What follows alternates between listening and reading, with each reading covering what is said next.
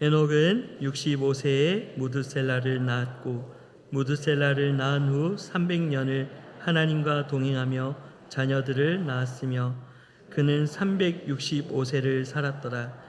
에녹이 하나님과 동행하더니 하나님이 그를 데려가심으로 세상에 있지 아니하였더라. 아멘. 오늘은 하나님과 동행하는 삶이라는 제목으로 주일 말씀을 나누려고 합니다. 원래는 선교는 하나님과 동행하는 삶이다. 아니면은 하나님과 동행하는 선교적 삶을 살아야 합니다. 이러한 긴 내용인데 요즘은 현대인들이 너무 긴 말을 별로 좋아하지도 않고 또 읽지도 않고 귀에 잘 익지 않아서 제가 조금 줄였습니다. 하나님과 동행하는 삶. 이렇게 40년 가까이 양정교회가 선교적인 교회로 이렇게 살아가고 있는 것에 대한 의미가 뭔가, 우리가 정말 가치 있는 일을 하고도 그것을 놓치는 경우가 많아서 함께 묵상을 하고요. 또 함께 오늘의 말씀을 가지고 은혜를 나누려고 합니다. 오늘 본문 말씀은 에녹이라는 사람에 대해서 소개를 하고 있습니다. 보통 창세기의 요 5장에 나오는 내용을 보면 사람이 태어나서 누구는 언제 태어나서 몇 년을 살다가 죽었다 이런 말이 이제 계속 나오고 반복돼서 나오는데, 본문에는 이 에녹의 내용 그거보다 조금 더 몇 절을 더 창세기 기자는 쓰고 있어요. 특별히 이 에녹에 대해서 쓰면서 22절과 24절에 똑같은 말이 반복적으로 나오는데 그것이 하나님과 동행했다라는 말이에요. 22절에 나오고 24절에도 나오는데 똑같은 말을 하고 있죠. 하나님과 동행했다. 이 말의 의미가 무엇인가 하는 것을 좀 나누려고 해요. 근데 오늘 본 말씀을 보면 에녹이 365살을 살았는데 하나님과 동행한 횟수는 300년이에요. 365년을 하나님과 동행하며 살았다. 이러면 별로 우리가 관찰을 안 해도 되는데 그 가운데 300년만 동행하고 살았으니까 실제로는 몇 살 때부터 사는 거냐면 65살부터 300년을 이제 하나님과 동행하는 삶을 사는 거죠. 그렇다면 하나님과 동행하는 삶을 살았던 그 65세가 에녹에게는 큰 전환적인 사건이 있었다라는 것을 알 수가 있죠. 65년의 삶과 그 뒤에 300년의 삶이 완전히 달랐다 하는 것을 우리가 알 수가 있어요. 그러면 에녹이 65세 때에 과연 어떠한 일을 만났길래 그가 그렇게 삶의 전환을 가져왔을까? 오늘 본문 창세기를 쭉 읽어보면 에녹이 65세 때의 중요한 사건을 겪죠. 그것이 뭐냐면 그의 아들을 낳은 해. 사실은 아들을 낳았다라는 그것만 가지고는 그렇게 아들을 낳고 손주를 낳는 것이 기쁘고 행복한 일인 것은 분명하지만 그것이 삶을 완전히 이렇게 전환시키는 것으로 보기는 어렵잖아요, 일반적으로. 그런데 에녹은 아들을 낳으면서 삶이 완전히 바뀌게 됩니다. 왜 그렇게 그의 삶이 바뀌었나를 살펴보니까 그의 아들이 낳은 것이 그냥 일반적으로 아들이 낳은 것처럼 낳지 않았기 때문에 그래요. 하나님은 에녹이 아들을 낳기 전에 그의 아들을, 너의 아들을 무트셀라흐 이렇게 명명을 해라 이렇게 만들었습니다. 잘 아시지만 히브리권에서는 이 아들 이름, 사람의 이름이 매우 중요합니다. 그래서 하나님도 아브라함을 아브라함으로 만들었고 야곱을 이스라엘로 만들었고 등등의, 우리가 성경의 인물들을 보면 이름을 바꾼 것이 굉장히 많죠. 근데 어쨌든 그것은 이름이 중요하기 때문에 그래요. 이 무드셀라라고 하는 이 이름이 어떠한 의미가 있냐면 이것은 히브리어로 두 단어가 합쳐진 말이거든요. 무트셀라흐 이런 말이에요. 그것은 의미가 뭐냐면 무트라는 말은 죽다 하는 뜻이에요. 죽다. 그리고 뒤에 셀라라는 말은 종말이 온다 이런 말이에요. 물에 합치면 무드셀라의 말이 어떤 의미가 있냐면 그가 죽으면 세상에 종말이 온다, 이런 뜻이에요. 그러니까 이것을 하나님이 에녹에게 그의 아들을 주면서 준 말이거든요. 즉 하나님의 메시지가 들어있는 거예요. 그 무드셀라가 죽으면 세상에 종말이 온다, 이 말이 사실은 그의 아버지 에녹에게서는 엄청난 메시지가 된 거고, 그것이 삶의 전환점이 된 거죠. 왜냐하면 그의 아들이 태어나면서부터 이제는 종말의 시작이 됐구나라는 것을 인지했기 때문에 그래요. 이제 종말의 카운트가 된 거구나. 그때부터 그가 성경은 하나님과 동행했다, 이런 말을 해요. 그러면 하나님과 동행했다는 말의 의미가 도대체 뭔가? 도대체 어떤 것이 하나님과 동행하는 건가? 하나님과 뭐 함께 찬양하는 건가? 함께 뭐 예배 드리는 건가? 아니면 신앙생활 하는 것인가? 하는 이렇게 좀 막연한데, 도대체 에녹이 어떻게 살았길래 성경은 그를 하나님과 동행하며 살았다는 표현을 하는가 하는 의미를 좀 살펴볼 필요가 있습니다. 에녹에 대해서 나온 이야기가 신약에 사실은 두 군데 더 나와요. 하나는 유다서입니다. 유다서 1장 14절 16절에 보면 에녹의 삶을 조금 더 구체적으로 표현을 해요. 제가 읽어드리면, 아담의 칠대선 에녹이 이 사람들, 당시에 살았던 세상 사람들이죠. 이 사람들에 대하여도 예언하여 이르되, 여기 예언하다라는 말은 미래를 예측한다라는 말이 아니고 프리치예요. 그러니까 선포하다 혹은 뭐 이렇게 말하다, 이런 말이 훨씬 더 강해요. 주변 사람들 뭐라고 얘기하냐면, 보라 주께서 그 수많은 거룩한 자와 함께 임하셨나니, 즉 종말을 이야기하고 있죠. 모든 이는 왜냐하면 무사람을 심판하사, 그러니까 하나님이 세상을 심판하기 위해서 다시 올 것이다, 이렇게 말하는 거죠. 수많은 거룩한 자와 함께 세상에 올 것이다, 종말을 예견하고 있어요. 모든 것이 경건하지 않는 자, 경건하지 않게 행한 모든 경건하지 않은 일, 또 경건하지 않은 죄인들이 거슬러 주를 거슬러 한 모든 완악한 말로 말미암아 그들을 정죄하려 함, 그들을 정죄하고 심판하기 위해서 주님은 올 것이다 라는 말을 하는 거죠. 즉 에녹은 300년 동안 무슨 말을 했냐면, 그의 아들의 메시지를 듣고 하나님이 아들을 태어나며 준 메시지를 가지고 당시의 세상 사람들에게 전한 거죠. 그 아주 다급한 마음으로, 절박한 마음으로 긴급하고 긴박하게 소식을 전한 거죠. 그것은 어쩌면 다급한 절규였고, 그것은 간절한 외침이었어요. 왜냐하면 시간이 제한되었기 때문에 그렇죠. 곧 올 것이다. 언제인지 모르지만 그날이 반드시 올 것이라는 그 확실한 메시지를 가지고 그가 전할 수밖에 없었던 거죠. 언제까지요? 300년간이나. 날마다 그는 300년을 하루같이 복음을 전하면서 살았다라는 거죠. 그런 모습을 보고 창세기 기자가 하나님과 동행한 것이다 표현을 했죠.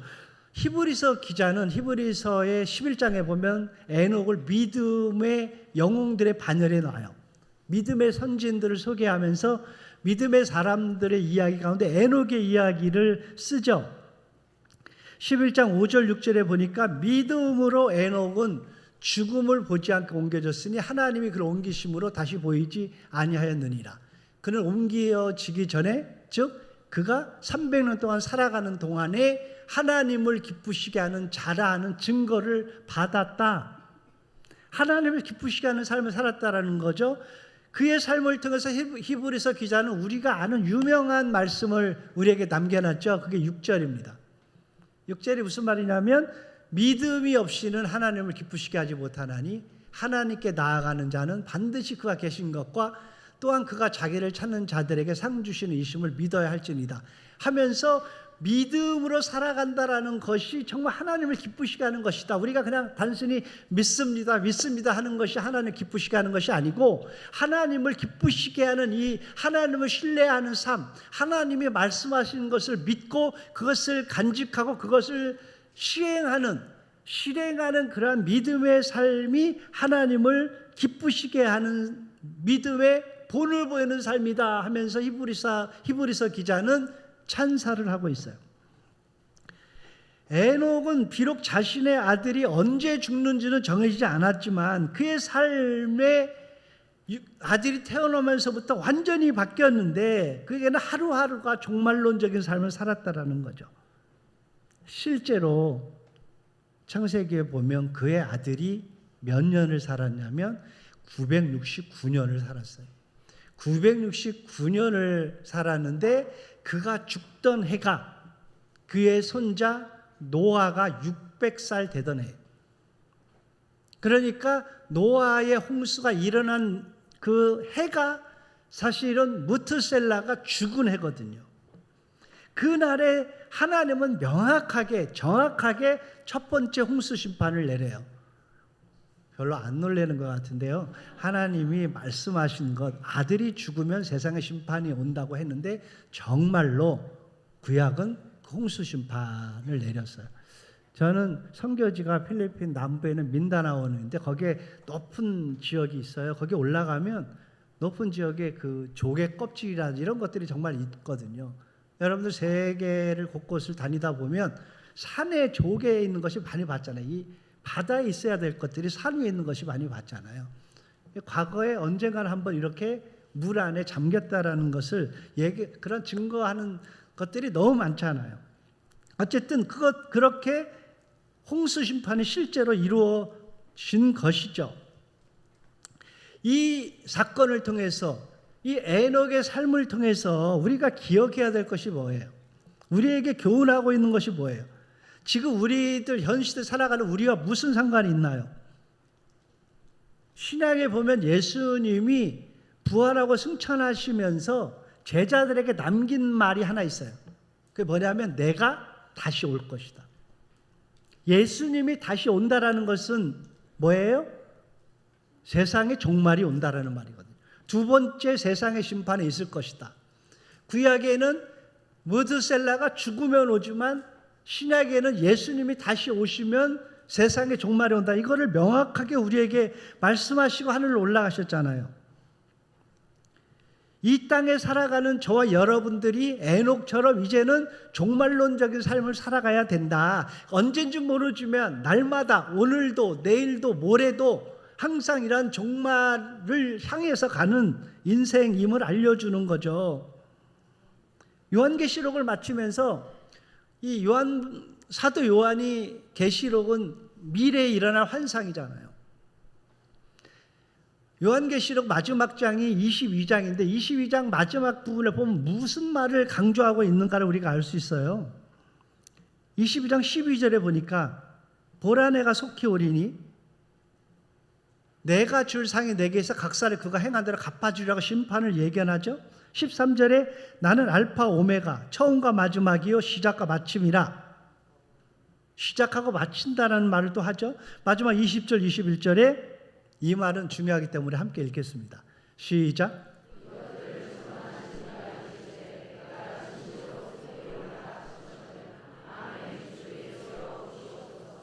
예. 사도 요한이 이것들을 지금까지 어떤 많은 예언들을 증언하신 이 예수님이 무슨 말씀을 마지막에 하냐면 내가 진실로 속히 오리라.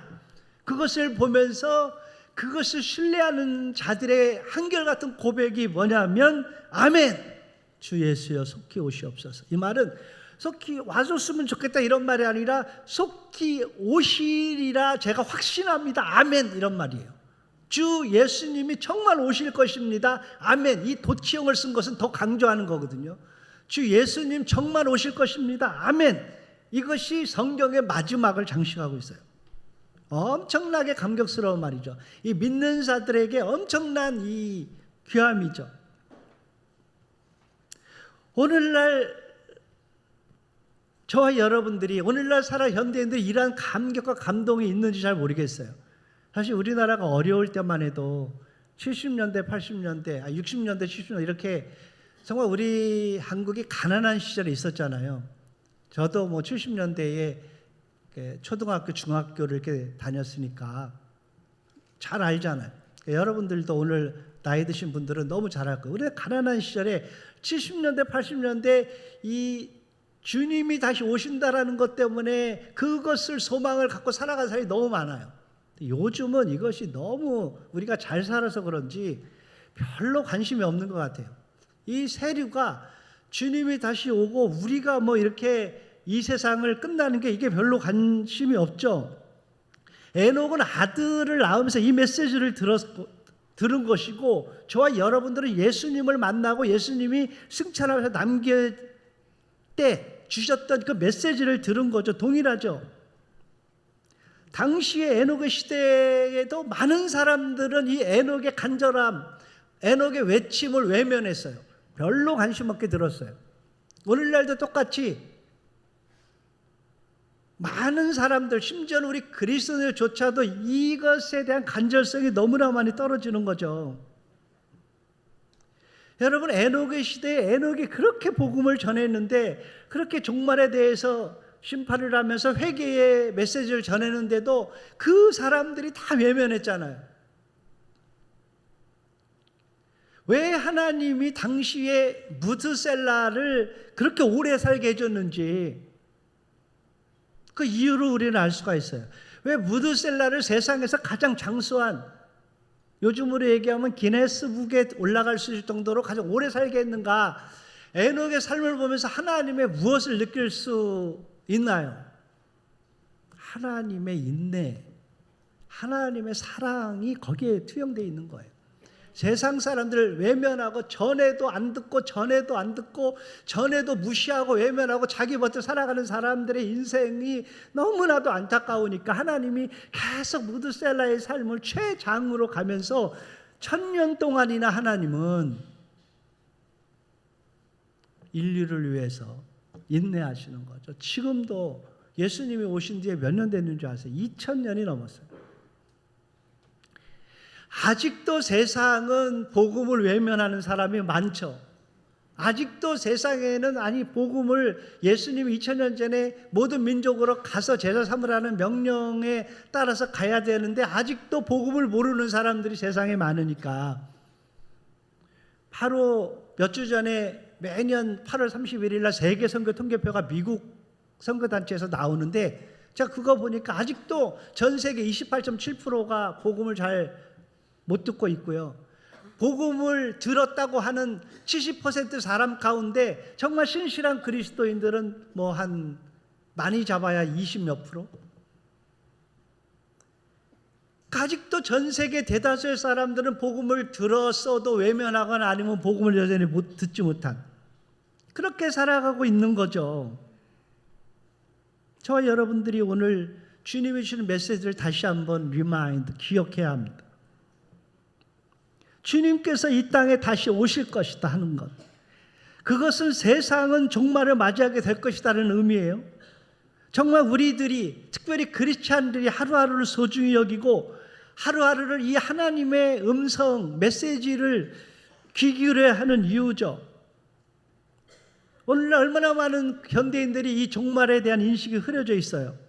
심지어는 자기 인생조차도 종말에 대해서 별로 안 올 것처럼 생각하잖아요.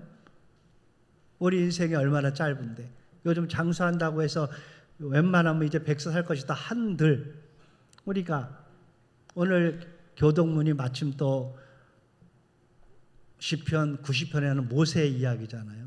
모세가 그것을 모세가 뭐 강건하면 80 이렇게 얘기하는 분이잖아요. 그 오늘 90편에 뭐라고 얘기했어요? 모세가 인생을 얘기하면서 이렇게 고백하잖아요. 우리의 평생이 순식간에 다하였다. 그 연수가 신속하게 가니 우리가 날아간다. 여러분, 날아간다. 인생이 날아간다. 야, 정말 얼마나 빨리 가는지. 저도 엊그제가 중고등학교 같은데 벌써 이렇게, 죄송하지만 늙었잖아요. 금방 가더라고요. 금방. 아직은 마음은 청춘인데 금방 가. 이게 얼마나 짧은가 뭐 여러분들 다 느끼고 있을 거예요. 그런데 문제는 그거에 대한 무지, 인식이 흐려져 있는 거죠. 그렇게 정상적으로 80, 90, 100살을 살아도 순식간에 간다 표현하는데 여러분 우리 주위에는 생각지도 못하게 급박한 일로 전 세계에서 따지면 전쟁, 지진, 재난 때문에 자기도 예측 못하고 가고 우리나라만 해도 최근 얼마나 많은 사건 사고가 있어요. 정말 말도 안 되는 사고를 겪으면서 날마다 수 없는 사람들이 명을 달리하잖아요. 희생을 당하잖아요. 정말 이 세상을 살아가는 것이 얼마나 귀한 것인데 그 일생과 인생이 제한되었다라는 것에 대한 인식이 우리에게 너무 부족한 거죠. 마태복음 28장 18절 20절에 다시 한번 우리가 예수님의 지상명령을 살펴볼 필요가 있죠. 예수께서 나와 말씀하여 이르시되 하늘과 땅의 모든 것을 내게 주셨으니. 예수님이 마지막에 하늘 올라가기 전에 제자들에게 확신을 준 말이 뭐냐면 28절의 말이에요. 그게 뭐냐면 하나님이 나에게, 즉 하나님이 예수님에게 하늘과 땅에, 하늘의 권세, 땅의 권세를 다 줬다. 하나님과 동일하다는 말이죠. 내가 하늘과 땅의 모든 권세를 가졌는데 이제 내가 너희에게 말한다. 뭐라고 얘기해요? 그러므로, 그래서 너희들은 가서 모든 민족을 제자로 삼아, 이렇게 표현을 하잖아요. 예수님이 이 땅에서 유언처럼 한 말의 마지막 핵심이죠. 너희가 모든 민족의 제자 삼으라. 즉 예수님이 지향하는 것은 뭐예요? 땅끝이죠. 복음을 모르는 사람들. 예수님이 지금 이 자리에 오신다면 무슨 말씀을 하겠어요? 복음을 세상에 편만하게 전하는 것. 왜냐하면 이유는 단 한 가지잖아요. 마태복음 24장 14절처럼 천국 복음이 모든 민족에 전하야 내가 온다. 주님이 오신다라는 이 필연적인 일 때문에 주님이 오시게 되면 세상은 심판을 받아야 되니까 주님이 오신 다음에 사람들이 그때 비로소 주님 나 이제 예수님 믿을게요 할 수 없으니까 이 말씀을 전하는 거잖아요. 근데 우리가 더 오늘 놓치지 말아야 될 부분이 마태복음 마지막 부분이에요. 마지막 20절에 볼지어다 내가 세상 끝날까지 너희와 항상 함께 있으리라. 무슨 말을 해요? 에녹이 하나님과 동행한 것처럼 예수님도 이 종말을 사는 사람들에게 어떤 약속을 해줘요? 임마누엘. 하늘의 권세 땅의 권세를 가지고 예수님이 우리에게 약속하신 말이죠. 봐라 이 볼지어다 이 말은 너희가 보게 될 것이다. 내 이 종말론적인 삶을 살아가는 너희가 선교적으로 살아가는 너희의 삶 속에 너희가 들어가면 너희가 보게 될 것이다. 이 영어로 behold 너희가 분명하게 볼 것이다. 다른 영어 성경에는 surely 분명한 것이다. 뭐가 분명하냐면 내가 너희와 항상 함께 있을 것이다. 예? 에녹이 300년의 삶이 뭐 날마다 이런 선포를 하면서 지겨워 또 전도해야 되나 또 이랬겠어요. 날마다 하나님과 함께하는 것이 무엇인가를 경험한 사람이죠.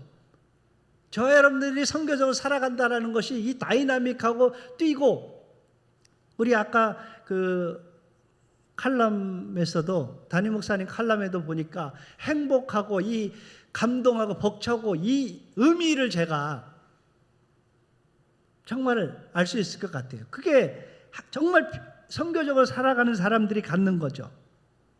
교회가 왜 존재합니까? 우리가 왜 존재합니까? 여러분들이 왜 존재한다고 생각하십니까? 그리스도인으로서. 그리스도인이 된다라는 것이 그저 내가 예수님 믿고 천국 가기 위해서 혹은 내가 예수 믿어서 내 하는 일이 좀 잘 되고 내 자식이 잘 되기 위해서만입니까? 에녹의 삶의 터닝 포인트가 당시 하나님의 메시지를 들은 다음부터 그 삶이 바뀌어졌어요. 365년의 삶이 그의 하나님의 메시지를 받은 전과 받은 후가 달랐죠. 우리들의 삶에 전하는 저는 예수님을 만난 때부터라고 생각을 해요. 그 예수를 만나기 전과 후가 완전히 다른데 그것이 단순히 예수 믿고 구원받은 것 때문에 달라졌다고 생각합니까? 아니죠. 삶은 구원은 미래적인 거예요. 구원은 미래에 받을 일이에요. 언제요? 우리가 죽어서. 그렇다면 예수 믿은 다음에 이 삶은 무엇을 의미하는 거예요? 이 받은 이 삶이 얼마나 중요한가를 말하는 거죠. 예수님 왜 나를 부르셔서 하나님의 자녀 삼았을까? 그리고 왜 하나님의 자녀로 살게 했을까? 하는 것을 담아내는 거죠.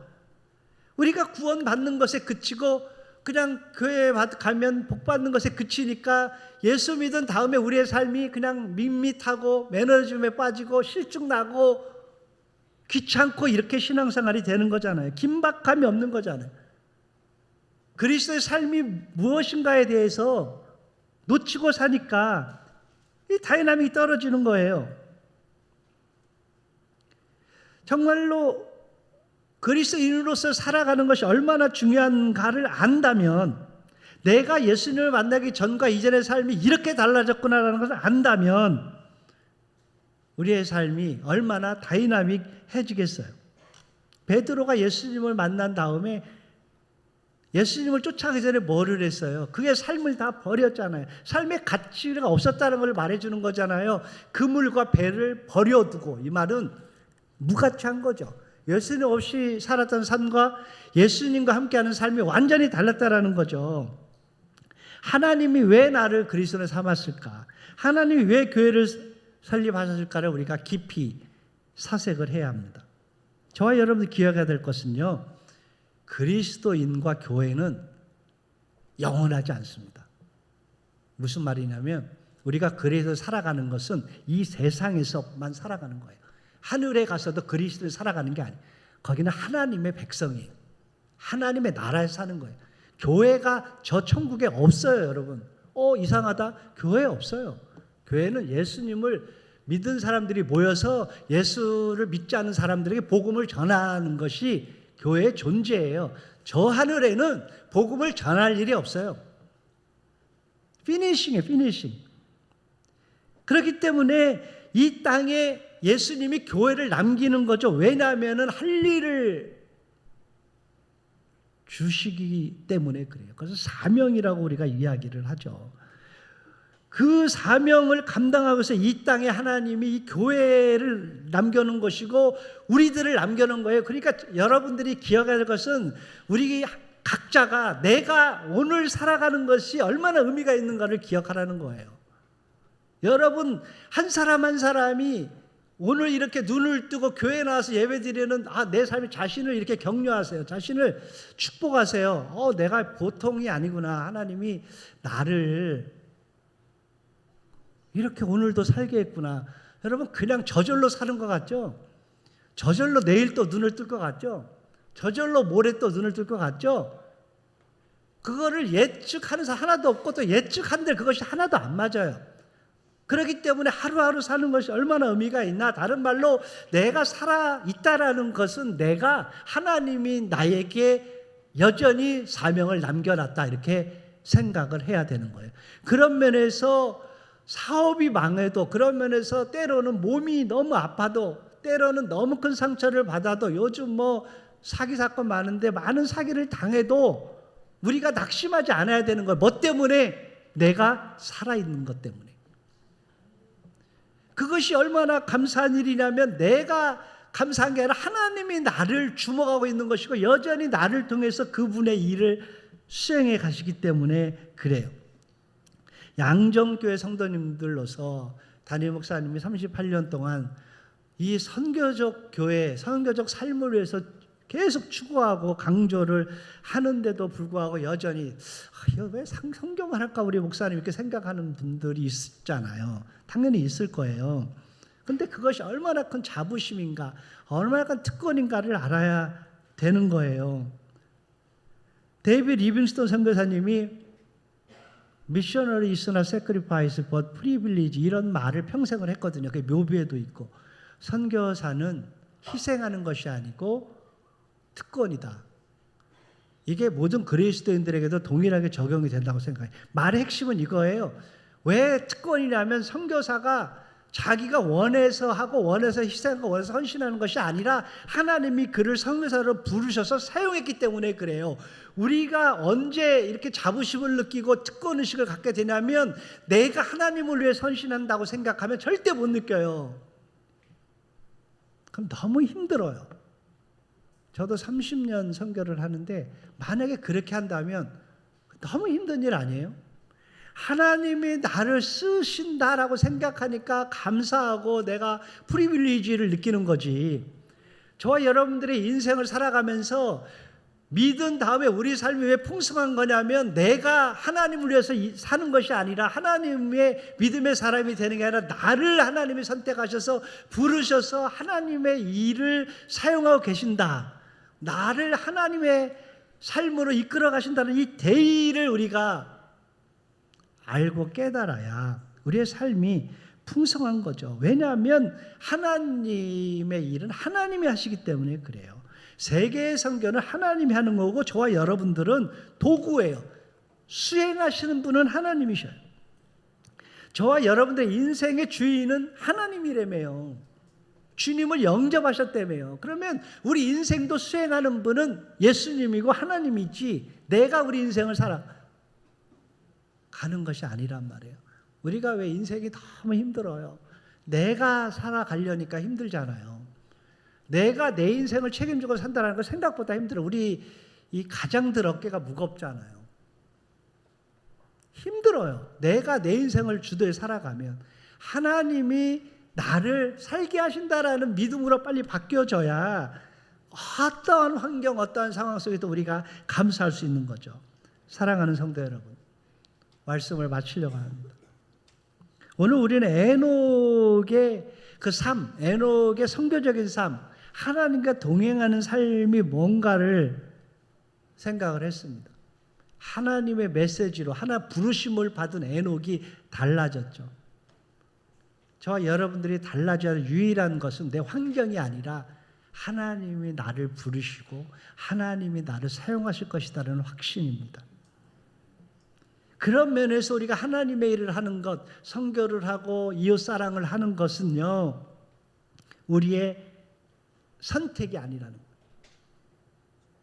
선교는 그냥 우리 담임 목사님처럼 열정 있고 불같은 우리 권사님들, 장로님들, 집사님들이 하는 거지 뭐 나하고는 관계없어. 이렇게 혹이라도 생각하실까 봐.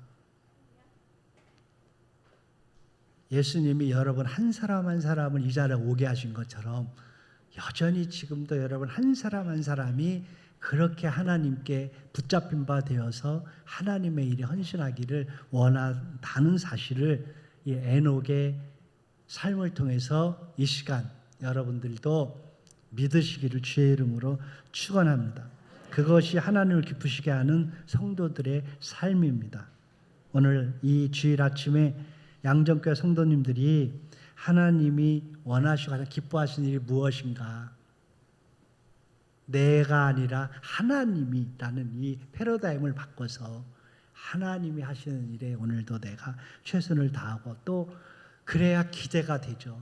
내일부터 하나님이 또 어떻게 나를 사용하실까? 하나님이 나를 어떻게 인도하실까? 하는 이 그 감격을 가져야 다음 주에 오실 때에는 달라져야죠. 요즘 교회 예배가 일주일 동안 지치고 힘들고 여기 와서 은혜 받고 가서 또 일주일 살아야지 이렇게 어떻게 바뀌어진 것 같아요. 마치 자동차에 기름 넣으러 주일날 오는 것 같아요. 기름 넣는 것처럼. 그게 아니고 이번 주부터는 하나님이 한 주간 한 주간 나를 이렇게 인도해서 너무 감격스러워 빨리 가서 장로님한테 빨리 가서 권사님한테 빨리 가서 집사님한테 이 말을 좀 전해줘야 되겠다. 그래서 초대교회 때는 수천 명이 모인 거예요. 오라고 억지로 모인 게 아니라 스스로 주일 되기만을 기다려. 왜냐하면 이 고백할 게 너무 많으니까 하나님 나를 이렇게 만들었다라고 고백하는 거니까. 이것이 선교적인 삶입니다. 이것이 에녹이 300년을 열정을 식지 않고 간 이유입니다. 사랑하는 성도 여러분들이 이런 선교적인 삶을 위해 다시 한번 도전하시고 정말 하나님을 기쁘시게 하는 삶으로 말미암아서 하나님이 여러분을 인도하고 주시는 축복을 경험하고 누리는 그런 삶을 살으시기를 주의 이름으로 축원합니다. 지금도 우리 구주 예수 그리스도의 무한하신 은혜와 하나님 아버지의 크신 사랑하심과 성령의 감화 감동하심이 오늘 주일 예배를 주님 앞에 드리면서 에녹과 같이 선교적 삶을 살기로 다짐하며 돌아가는 모든 성도님들 머리 위에 그리고 주께서 몸된 핏값으로 세운 양정교회 위에 그리고 지금도 새 곳곳에서 주의 복음을 전하는 선교사님들과 우리의 동역자들 머리 위에 이제로부터 영원토록 항상 있을지어다. 아멘.